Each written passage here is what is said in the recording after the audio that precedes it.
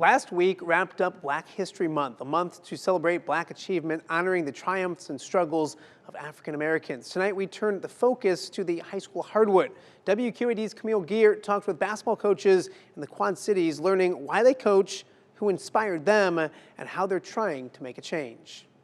2, 1, go! Before a player ever becomes a coach, they start out wearing a jersey. I've had a love for the game since I first picked up a ball. A lot of who I am is because of basketball. But somewhere along the way, they played for someone who inspired them. My college coach, Coach Yount, taught me how to love the game and how passionate you can be about it. To one day lead a team of their own. Okay, so let's be locked in and smart. All right, let's go, bring it in. Well, it was Coach Hunter. Scott Hunter was his name. And I thought of him. I'm like, wow, his job seems pretty cool. You know, he coaches, he teaches, he gets a chance to be around high school students all the time. And I said, that's what I want to do.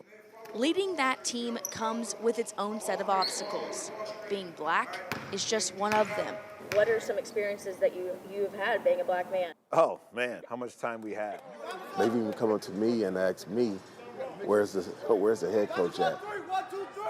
And I had one white assistant this year, and they would go up to her and ask her questions, and she's like, she's actually the head coach.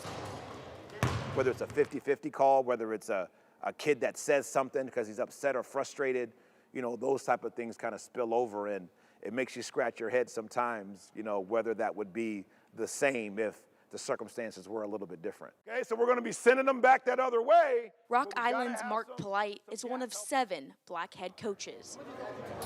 Out of the 36 teams in the MAC and the Western Big Six. Because I think years ago you didn't see a lot of African American coaches in the position that I'm in, but now you're starting to see it more and more, and I think that's just a reflection of what happened 40 years ago, what happened 60 years ago, what happened 100 years ago, where you're starting to see the first of a lot of meaningful people stepping into positions that they weren't maybe able to step into in the past. That's less than 20%, a gap felt by Davenport West head coach David Robinson.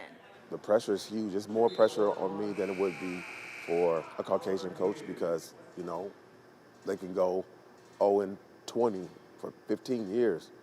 Nobody would really, you know, say a whole lot about it, but, you know, I think if it was happening to me for 2, maybe 3 years, you know, I won't be here again. Right there. A gap that Henry Hall is trying to close. It's one of those things where the more Black coaches we can get, hopefully younger people will then now say, hey, you know what, if he can do it or if she can do it, then maybe I'll have a chance to do it. Hey, remember what I said about penetrating the zone? A chance Hall has already given to one of his former players. It might be a little bit of pressure just because we know that we're being watched, and sometimes we're quote-unquote not supposed to be there. And so we want to be perfect at what we do, and you can't be perfect, but we want to do the best we can to show people that we deserve to be there, that we belong there. Becoming another player to trade their jersey for a clipboard. Keep it outside, Bree, keep it there. Good. Camille Gear, WQAD, News 8 Sports. Now, coming up on Friday, Camille will take a look at how these coaches are trying to bring more diversity to the Hardwood.